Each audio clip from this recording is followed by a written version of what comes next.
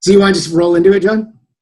I'm just kidding. Yeah, I just want to know where we ended this one. So I'm going to do a lot lot of this. So just everyone do this. Everyone do this. All right. Okay. So this is episode 8. Are you ready? Oh, ready? Okay. Wait. I'll find some. You go ahead. I'll catch up to you. All right. Well, welcome to episode 8 of the Geek Savants Quarantine Edition. I'm Dave DeWatch. I'm super ugly. Brett Miller. Ryan Roberts. El Zorgino.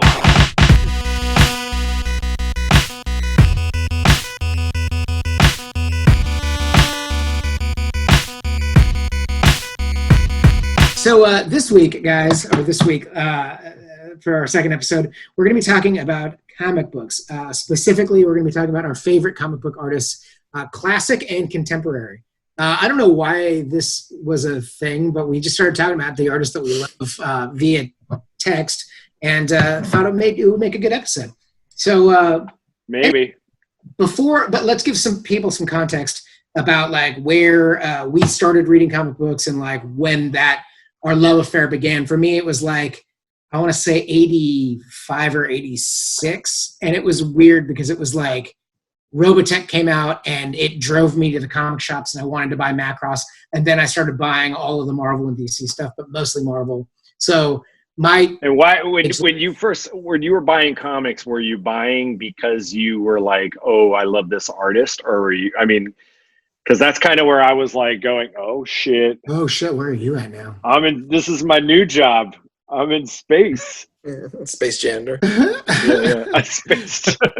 It looks like you have like a weird cosmic treadmill behind you. It's really strange. Oh, I'm going to get on my treadmill over here and just do a few laps. Yeah. Let's see what's going on over there. There you go. No, John, to answer your question, I was like a cover guy. I liked crazy covers. Yeah. And so, right. like if a cover drew me in, I would buy the book, and that's how I started. Right. But yeah, so for me. But don't you think that because of that, like, I mean, I agree, because like, let's just say like, oh, I love Transformers Limited Series #1. Okay, I love G.I. Joe #1. But then what I would notice is I would be like, I love this book. Why do I love this book? Oh, because the cover is drawn by this guy, and this guy is a great art. Then I'd start like hunting out, like, where's this guy at? Like the Transformers 1 was what? No, you didn't do that? Not for me. Like, hold on, John. How many times did you get bummed because you saw a book that had like a really awesome cover, and you got the book, and then it's like some Al Milgrom shit in there, and you get super bummed? A lot of times they would do like, let's just say like we were talking about Hulk recently, and Hulk had this crazy run of artists on it, and like they would still have like a Dale Keown cover, but then the inside would be like somebody else, like it would be Al Milgrom or whatever. And now you guys and this your hatred of Al Milgrom. Al Milgrom. I mean, he's turning in his grave. I don't even know if he's dead, but I mean, he's turning in his grave over this. Like, you guys have had this hatred of him. He's great. You know what? But sometimes though, some of these books, I was stoked. I would still buy them, but like I was just stoked that they had the covers were by. Like G.I. Joe had Zek covers, and I knew he wasn't doing the inside, but I was like... The special missions, right? He did all both. He did all of them, right? Yeah, he did a lot. Even let's just say like, here's a good one, Classic X-Men. Why did I get those? I got them because they were Art Adams covers with like Charles Best backs on them and stuff. Yeah.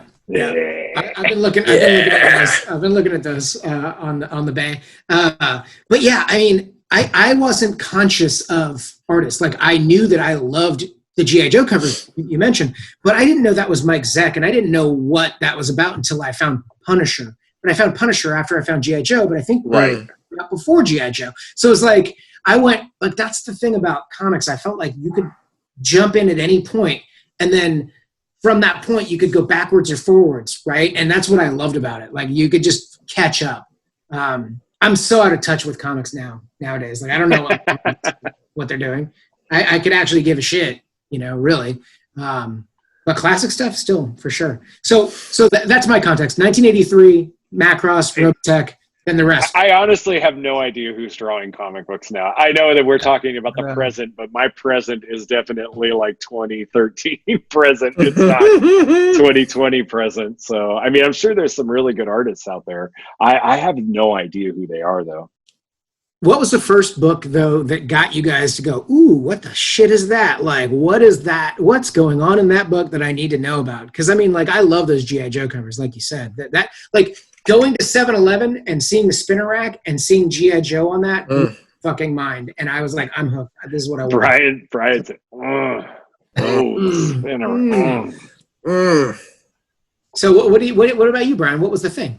I mean, that hooked me into comics. Yeah. Into the art. Like what cover? Into the art. It's got go. What cover do you really remember being like, like, oh shit? It might be, which isn't going to be surprising when we talk about the artist, but it might be the Transformers 1 miniseries. Yeah, Sienkiewicz. Yeah. Yeah. And and that translates into like my favorite series of all times that I went back and collected that whole series, and that dude did a run in that series that's just unmatched. It's so amazing. It's a good cover, and I don't know if it's him or not, but what a really good cover. I think it was issue 5. It's Shockwave.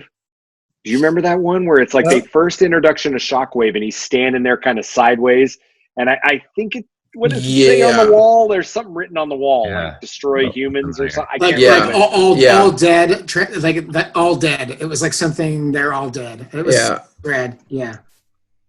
Yeah. Who did that cover? That cover is dope. I know that cover is fucking dope. I'm looking at it right now. Was it him? Go ahead. I don't know if it's him. Honestly, I don't think it is. Here. No, it's not. I don't know who the fuck that is, but it is badass as shit. I mean, it's share your screen. I'm doing it right now. Hang on. Yeah. I can't show you. Oh, see it? Like you can kind of see it on mine. Yeah, there you go. That's the one. That's dope. Who did? It's all fuzzy. Great. Yeah, it's great. Did do that. That is a great cover right there. Damn, that's a fire ass cover, man. Damn, that's good. Yeah, man. Look at this shit. Like, what are we supposed to do? How are we supposed to like comic books these days? Look at what they were giving us back in the day. I mean, Jesus Christ. Yeah. I mean, it moved a little when I saw that cover. I was like, ooh.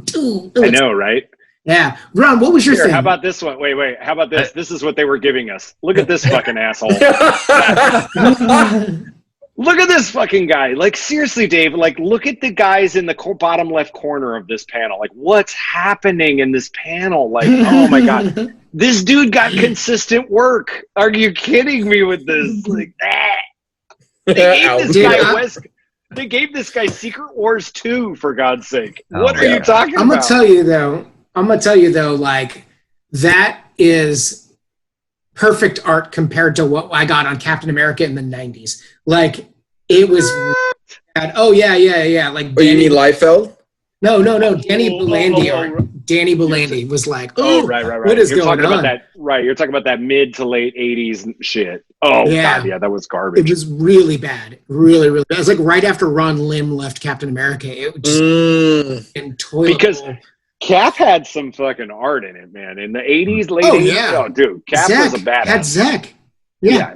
That's right. Kieran Dwyer. Kieran Dwyer. Yeah, Kieran Dwyer. And Kieran Dwyer is that's John Byrne's stepson. Could you imagine? Like, you're like, kind of half dad. I really want to draw. And he's like, I'm John Byrne, bitch. And he's like, then you become Dale Keown on Captain America after your dad did that shit? Not him. Amazing.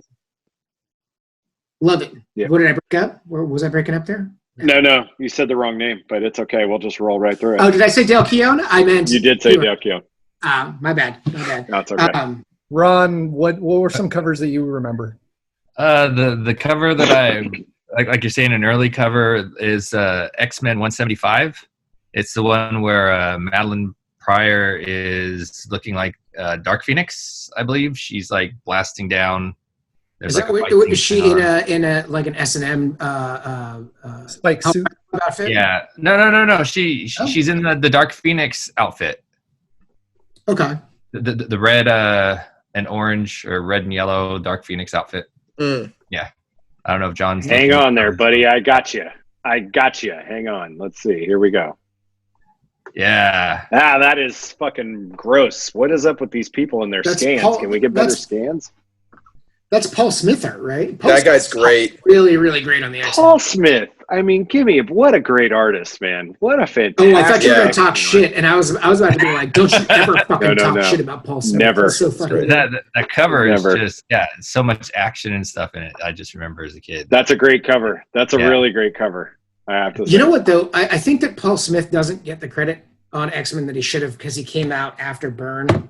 You know what I mean? Like after Byrne, like Byrne was like, I think probably one of the first artists that I was like, oh shit, that's John Byrne art. Like that's the guy, you know? You know who had a couple of good run there in X-Men was Barry Windsor Smith too. Had some really good. There was that Forge, the 2-part with Forge and Storm. I think was Barry Windsor. Yeah, Smith. and she's on the cover, like in the rain and shit, and it's what the fuck, so man, good. so good. Oh my god, We're so spoiled. We're so spoiled with these artists. for sure. So all right, Grant, you're. I need to know who was your guy. Who was the thing that the artist that drew you into comic books?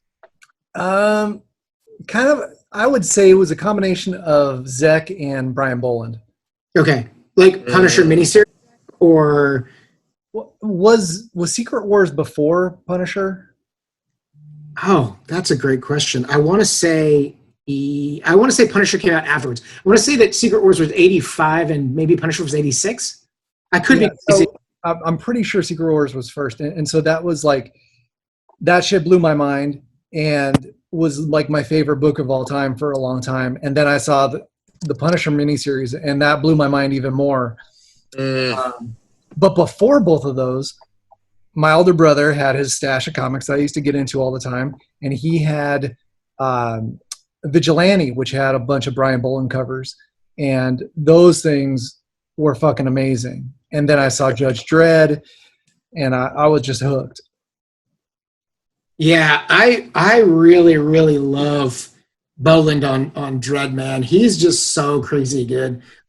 You guys should watch it if you're looking for something on Hulu. There's a 2000 AD documentary, and it's all about like how these British indie creators created 2000 AD and then how they all came over to America and started working on basically Vertigo. So it's like the origin of British comics. It's fucking awesome. It's called Brian Boland is. I mean, what can you say about this dude? Look at the guy. His line work is fucking impeccable. I mean, it's some of back in the day before we had guys like Jim Lee or Will Sportasio and stuff. It's like to look at this dude was the OG of like crazy ass detailed line work. Those fucking Dread covers and Dread books are like all timer like level art. I mean, of course, I didn't grab it because it was so boring and basic. But the Killing Joke cover is iconic. I mean, it's an iconic cover. Brian Boland is awesome. And then here, I only have a handful of art books, and he's one of my hardcover art books that's on the like. He's just fucking amazing. I could stare at his stuff all day. This was your second choice, right, Grant? Yeah. Yeah. What are you gonna do about this guy? You know, oh my God. This fucking guy. Great. I know. This is like this dude can do no wrong to me. Like his art. You know, was a funny one that he had done that I didn't know he had done was the Iceman limited series. Do you remember that comic book? I remember, but I didn't know he did it. He did just the cover. The interior? Just the I don't think he covers. did the interior, just the cover, which is like so funny. Or let me see. I'll get it. See, and then I do. Oh, by the way, I was lying. It's called Future Shock: The Story of 2000 AD, and it's on Amazon Prime. Watch it if you have time. It's fucking amazing. He did this one right here. Oh yeah, I remember that. Huh. That Wild, huh? so like in this crazy? image, the two guys in the background look like Zek, but Iceman does not look very Zek. Yeah, I agree. I thought that was really interesting. It's another one that he shows up that you're like, oh shit, I didn't know he did. He did a lot of Shang-Chi Master of Kung Fu covers.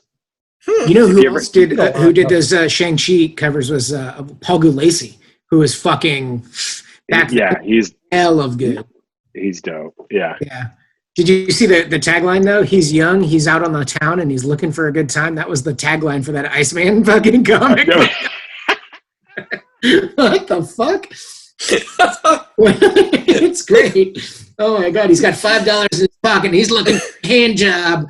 Fucking Iceman. So all right, so oh, go ahead, John. Sorry. No, I was going to say he's. I was just going to go something raunchy. It's okay. Here, this is wow. Bow down, motherfuckers. Bow down. Look at that That's shit. wild, huh? Like, isn't that? I mean, that's so look at good. that. It's so good for the time. Even it's just amazing. If you look at the way he's brushing the muscles, it's fucking That's amazing. so good. His contrast work is the best. Yeah. Well, yeah. and I read something funny on that Facebook group, Grant, of his, is that he, that original, the poster that we love where it's Punisher and he's shooting and there's like bullets, it's the classic great dark poster. He brought that to him to, be like, hey, this is kind of what the style of the covers is going to look like. And they were like, as soon as they saw that image, because that was going to be the first cover, and they were like, nah, that's a poster. We're putting that shit out as a poster, because nobody had really done that style of like airbrushed kind of like quality like that. And so they were like, I had more Zek posters in my room than anything. Yeah, you had more Zek posters than Kathy Ireland posters. Go ahead. It was Jusko and Zek. Who did the Marvel Universe covers? The Marvel Universe covers? Those are Byrne. Was that Byrne? Yeah. So what was the poster on your wall, John? Because for me, I had a Art Adams, Linda Medley painted X-Men poster. It was like a white background. That was like I still look for that poster. I want that poster. Oh, really? Oh, yeah. It's hell of expensive, though. If you get the original, it's crazy. I love that fucking poster so much. Oh, my God. Yeah. That's like that is easily my favorite. And then those Punisher ones are probably second favorite. Like, that was like the one where I was like, ooh, look at those. The female form is beautiful. I fucking was like my teenage mind was blown by that shit. I loved it. John, who did the big, giant Marvel Universe poster that I had that had everybody in it? That's what I'm like trying to figure out. Who was the I've seen that on the original artist? Because I don't know who the original artist was. Yeah, but I know those second ones were the ones where they're running sideways. I think was Byrne. Yeah. So tell me, boys, who is your favorite? There it is. Oh man, so much. I love Look at this thing. Like, seriously, Dave, like, look at this thing. Like, what is this? This is incredible.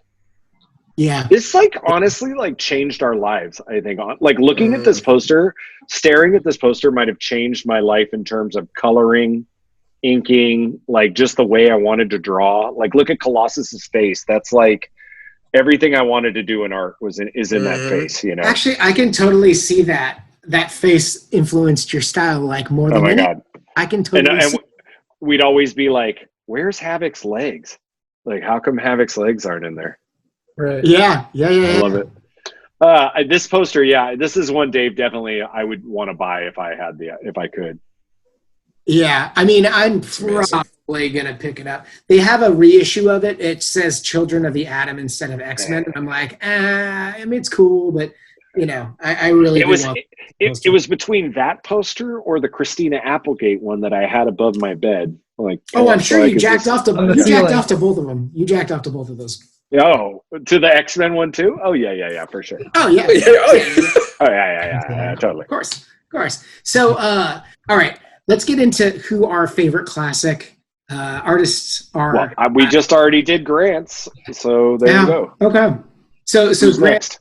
I'm going to throw mine out, and it was very like a limited run. It was really strange, but I just fell in love with the stuff. But Dave Mazzucchelli, on Daredevil was like my fucking shit. Like when that, there are kids. I'm so sorry, kids. They can't hear me, can they, Zorby? They've heard worse, I'm sure. Oh, okay. Okay, cool. Then I'm going to keep swearing. No, Okay. but yeah, so Mazzucchelli. Hey. Hi. He had a very short run on, it was the last Frank Miller run on Daredevil, and it was when Wilson Fisk found out that Daredevil Murdoch, and he sends everyone after him and just ruins his life. Loved it, and this thing to me was like that issue. I can't remember what issue you have on screen right now, but he sends Nuke after him, and they basically just destroy all of Hell's Kitchen, trying to kill Daredevil. And the Avengers come to save Daredevil, and they aren't on screen at all. They basically just allude to the fact that, like, you know, Thor creates a thunderstorm to put out the fire. Iron Man's there. And you're just like, what the hell is going on? It was like the most sophisticated storytelling I'd ever seen in comic books at the time, and it just blew my mind, and it stuck with me. I have the artist edition with the original pages. It's fucking amazing. It's the best. I love the Mazzucchelli Batman runs too. Oh yeah, he did. He did year one, right? He was Batman year one. Year one. So good. Yeah.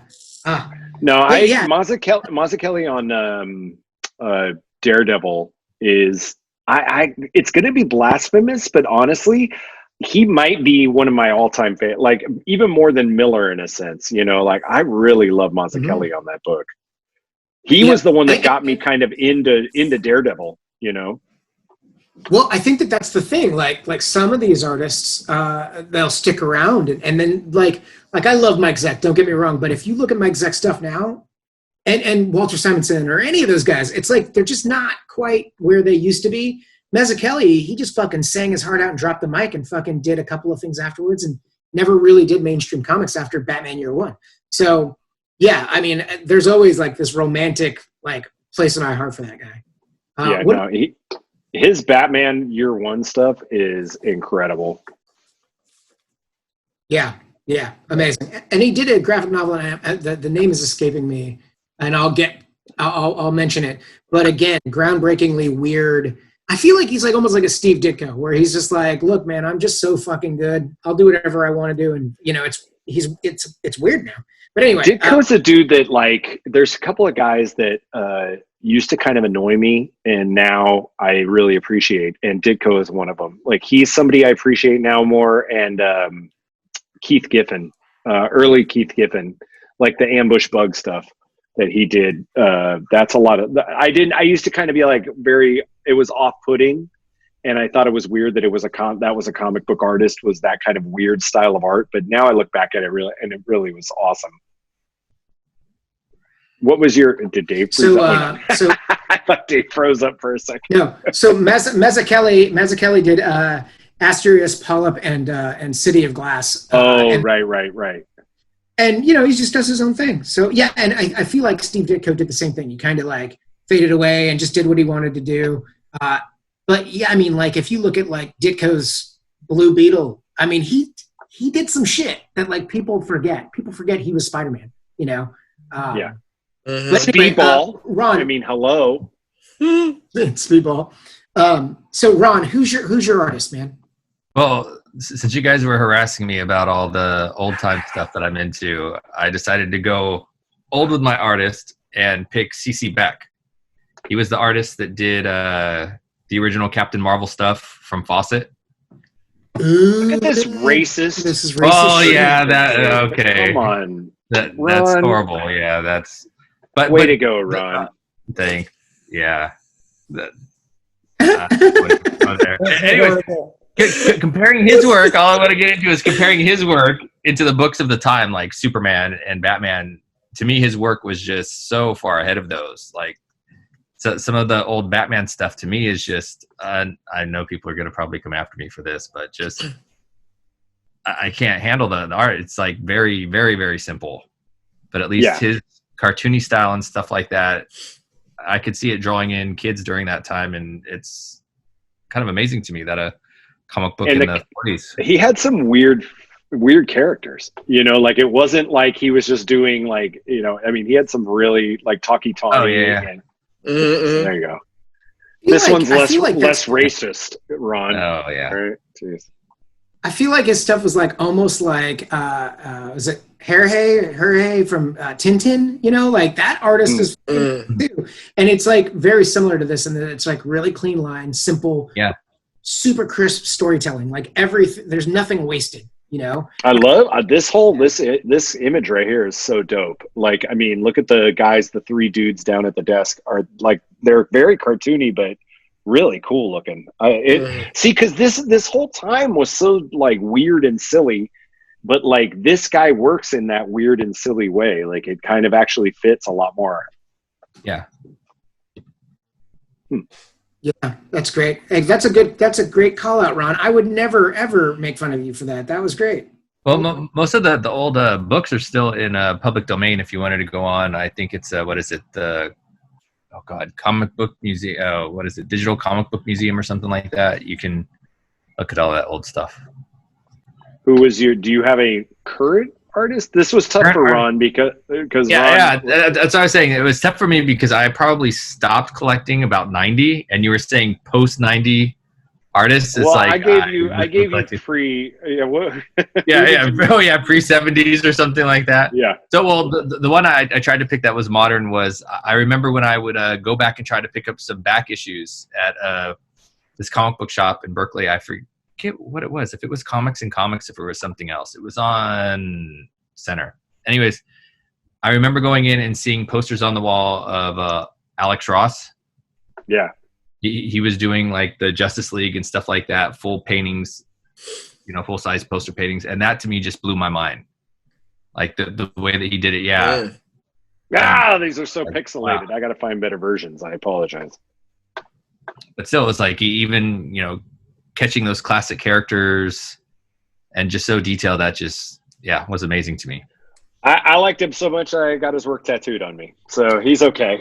He's all right if you like that. If you like that kind of thing, That always reminds me. That always reminds me that you also got that Mignola fucking Hellboy, and then you showed it to him, and he was like, "It's backwards," and you were all, See, this is like, I think about this all the time, Dave. Like, and this is the funniest thing is that like what bothered me about that interaction is like what he didn't understand, and this whole conversation we're having. I only enjoy the art. It's like it literally has nothing to do with Hellboy and the character. It's like I just love. If I could have, I would have put a different Mignola image on my arm if I, found a good one. But the Hellboy was the one I liked, and it's like it wasn't about Hellboy. It was about having Mignola art tattooed on me. So luckily he, talked crap to me, so it was good. I loved it. I loved it. Your feelings were so hurt that day, and I don't know. Put the dungeon back up. I like it when you're in pain, John. It's the best. Yeah. So Brian, who's your classic favorite artist? Classic favorite artist has to be Jim Steranko. I knew it. Had to know it. In fact, I think I called that out before. On text, I was like, Brian's definitely going to say Steranko. Yeah. What is it about Steranko that gets you? And what was the thing that like drew you to him first? Did you see a specific cover that you were like, ooh, that's... Yeah, I actually picked up at the old comic shop, the one that was like a flower shop converted into a comic shop. That's what I always believed it was anyway. It looked like a flower shop that they turned into a comic shop, the one that was tiny. And that's actually where I picked up that book. I actually picked that book up, and I still have it from the old comic shop. And yeah, this cover got me. There's something really trippy and amazing about the layout of this cover. And it's not just the thing is like the cover gets you, but then you see his interiors, and he did some wild stuff in comic books that I don't really recall anyone doing. Yeah, anyone doing. And I had a huge appreciation for his storytelling. And he was trippy. I mean, but that was kind of like who he seemed to be as he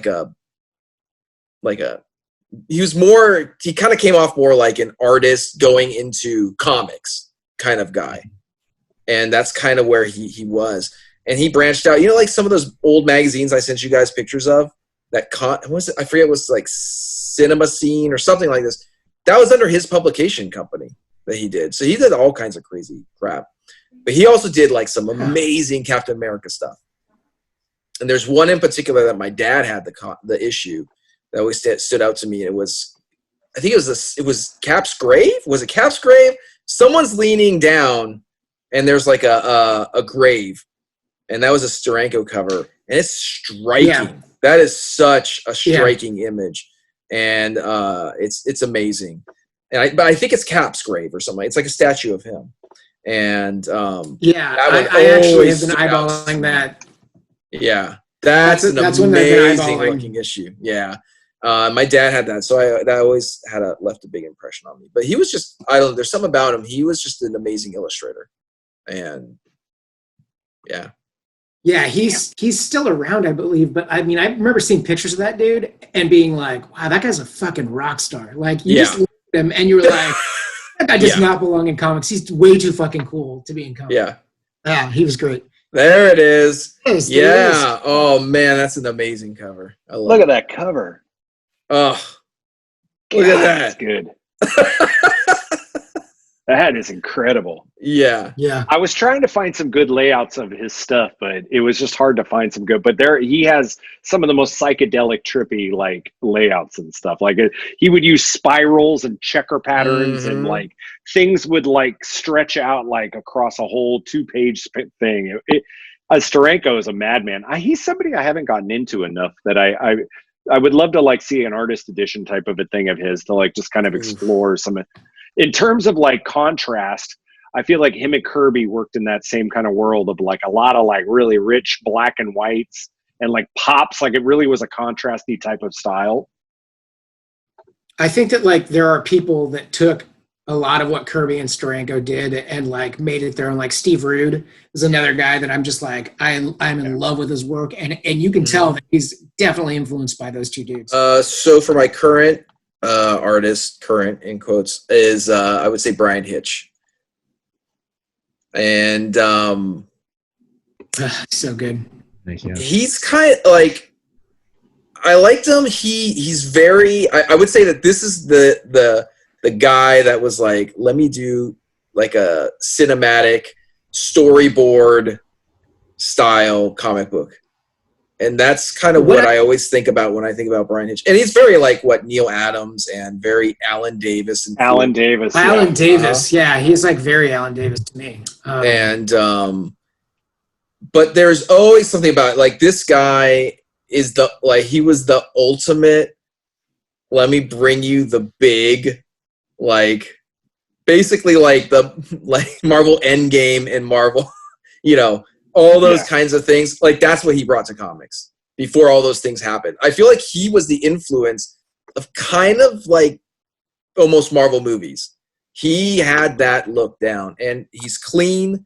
He's got a kind of realistic, not real, but you know what I'm saying. It's not as cartoony, I would say. He really went for that kind of style. He was amazing. I thought that he told stories very well, and it felt like a movie. It's the first time that like those things kind of felt like it transitioned into that kind of thing, for good or bad. You did a lot of work for a bunch of years. Like, what the fuck is he doing now? Ooh, I don't know. I think he is still working. He was doing Hawkman like last year. That's right. Yes. With Robert Venditti. He was doing Justice League. He was like writing and drawing it too, I think. Yeah. So he's still doing those some big books. I mean, he's on, and I know Robert, and he's like, dude, Hitch is fast. He's like way faster than you think he would be on books. He can do a monthly book. He's no joke. So John, who is your past? Your past? My past, huh? Ugh. Well, I mean, this one is pretty easy, but I wanted to. Zek would have been my like pick probably, but I think I went with Art Adams instead. I thought you were going to go with John Byrne. I thought you were going to go John Byrne for sure. I almost did, and then I pulled out. Hey, I pulled out. Okay.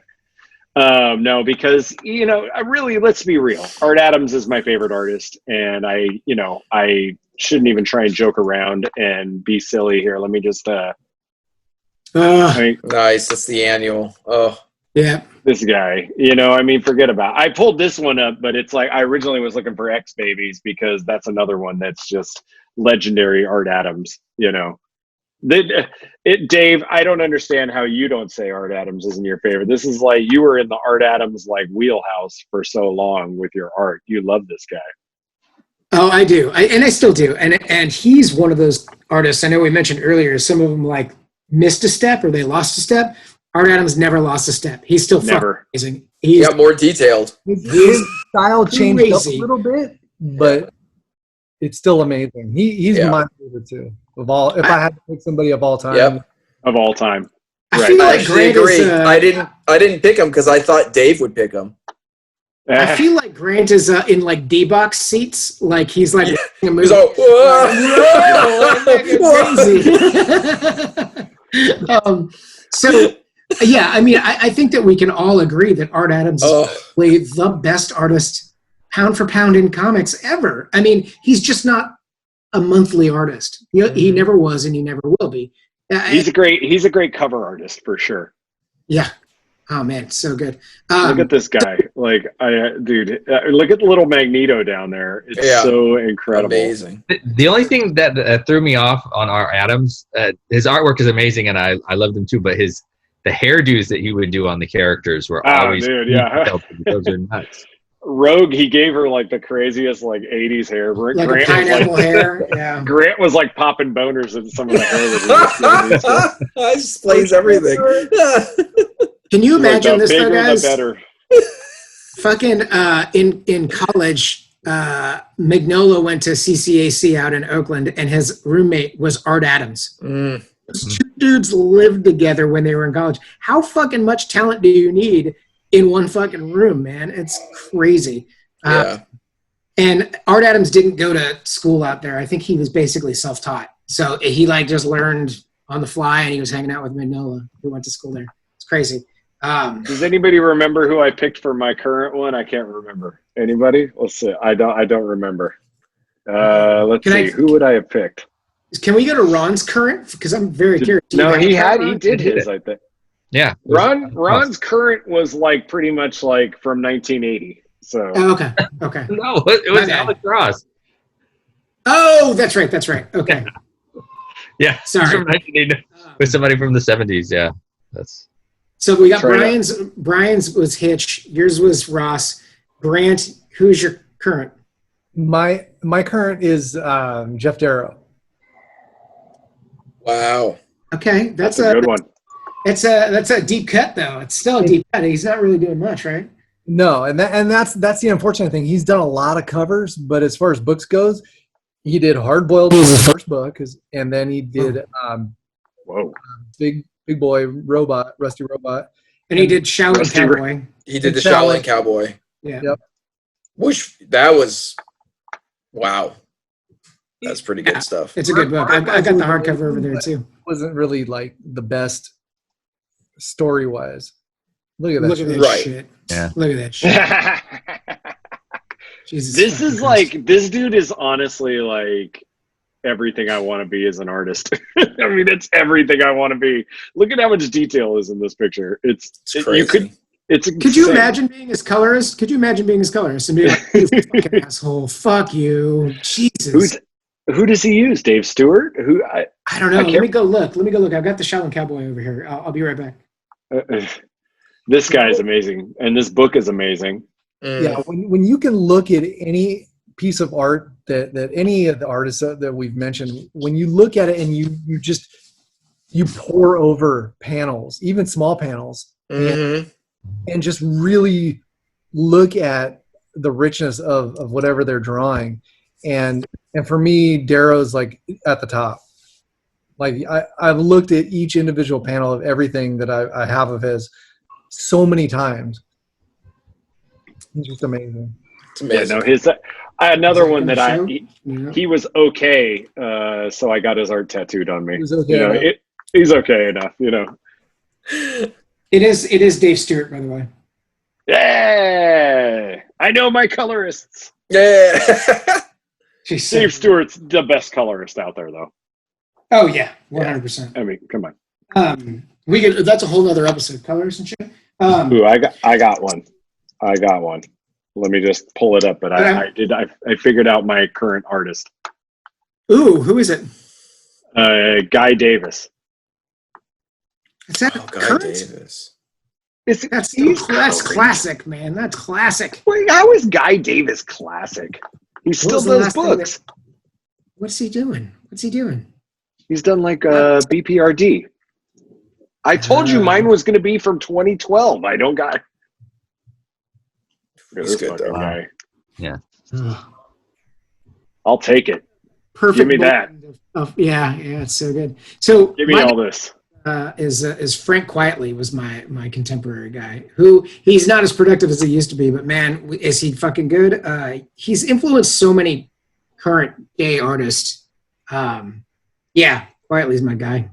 Are you mad that like there are guys out there now that are like such straight like Frank Quietly ripoffs? No, I know them all. They're like, you sure do. yeah. I mean, like Ramon and Chris Burnham are like buddies, and I can't hate them. If I could draw like Art Adams, I'd draw like Art Adams all day too. You know. Yeah. So yeah, you can't hate people that love good shit. I don't know. And because Quietly's not as productive as he used to be, you need people that can draw like him. You know. There's a guy that works at Marvel, Nick Bradshaw, I think, that draws. Yeah, he's Art a total Adams. Quietly guy. No. Bradshaw's Adams like an Art Adams guy. Yeah. Oh, Yeah, is he now? the first stuff I remember from Bradshaw, he was doing like Army of Darkness comics. Yeah. But then they had Bradshaw was on Wolverine and what was it? It was Wolverine and the X-Men or whatever when he was like the headmaster at the X-Men. That stuff felt very Quietly to me.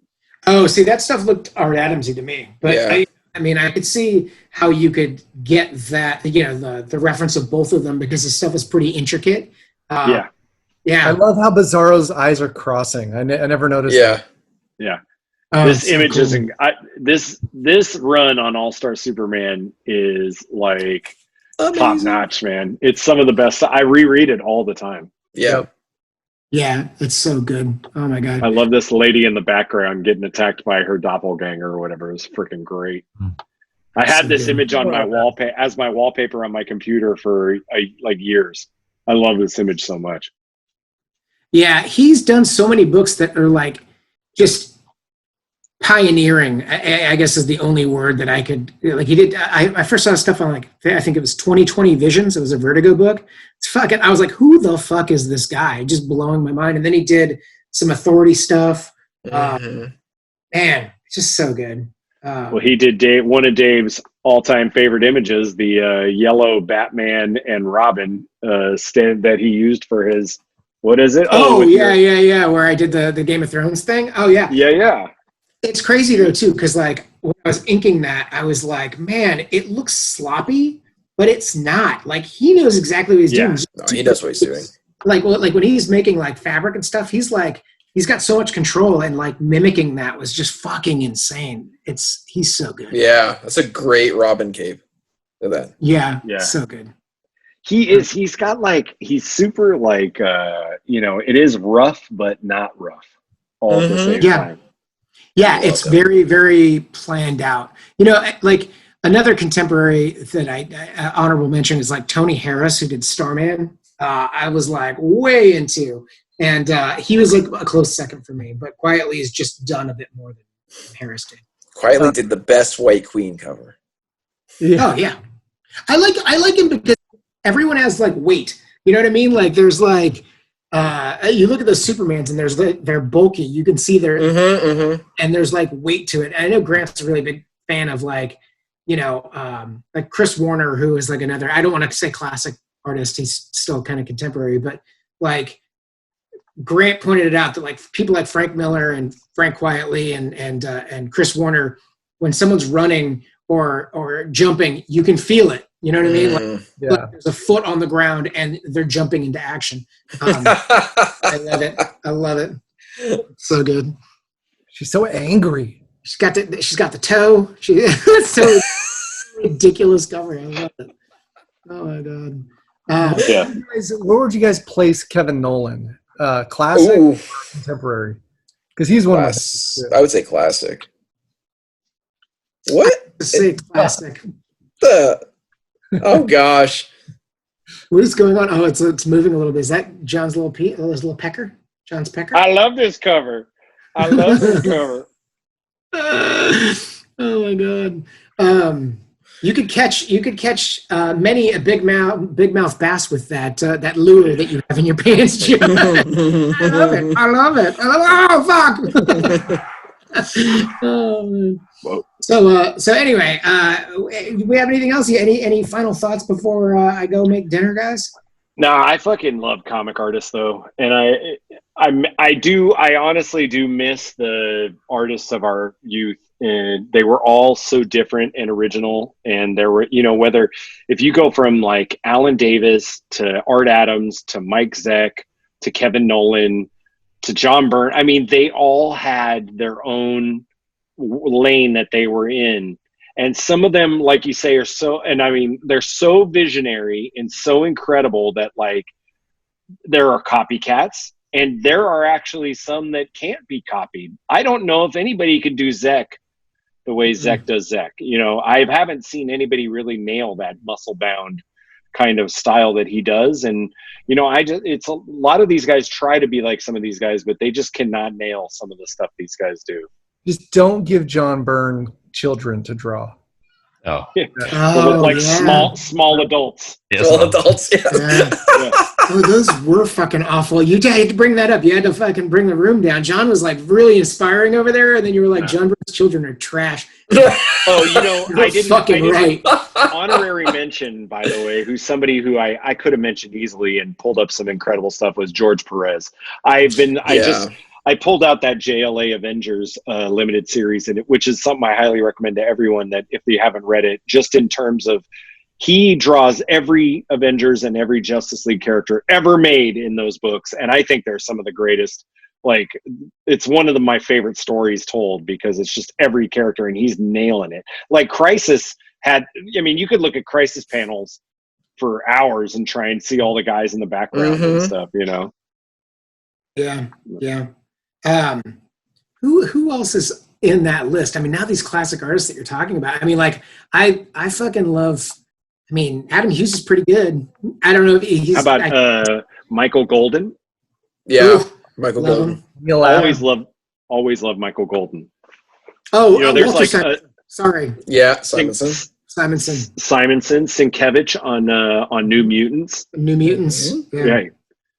There's some really great artists out there. And then we're talking about pre-Image style too, where like all of a sudden there was that late 80s boom of like the McFarlanes and the Portasios and Jim Lees and Kuberts and stuff. It's like those guys are all amazing too. And they kind of get overlooked because they were kind of a rock star artist group, but a lot of those guys were incredible. Yeah.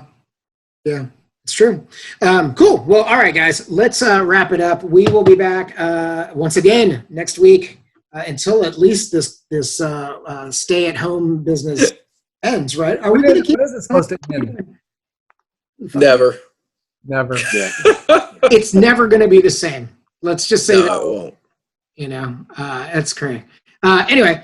Guys, I gotta go real quick because there's this really slimy egg that I found on my ship that I gotta go look at. It's really weird. It's really like glistening and slimy, and it's been pulsating recently. So I'm just gonna go check that out. So I'll probably talk to you guys next week. Hopefully nothing happens. Cool. What could go wrong, John? What could go wrong? I'll just go put my face right in there. You know what? That's the most fucked up thing because they always put their face right up to I know. Guys, hang on. Let me get my helmet off. I got to really take a look at this thing real quick. Rick and Morty just had an episode from their new season that was fucking amazing. It was all face huggers. It was all face. Yeah. They did that. They said, "Oh, they're like, oh, look at this glistening wet egg here. This is incredible." That's so good. All right, everybody. Well, don't forget to like, subscribe, comment. Nobody comments, but just try and comment or whatever. I don't know. Give us something to talk about because we're running out of things, and so pretty soon we're going to have to eat Ron if we run out of things to talk about. So, but how are we going to have a podcast with our mouths full? Oh boy. All right, everybody. We'll talk to you guys on the flippy flop. Always good to see you guys. Bye, everybody. Bye. Bye.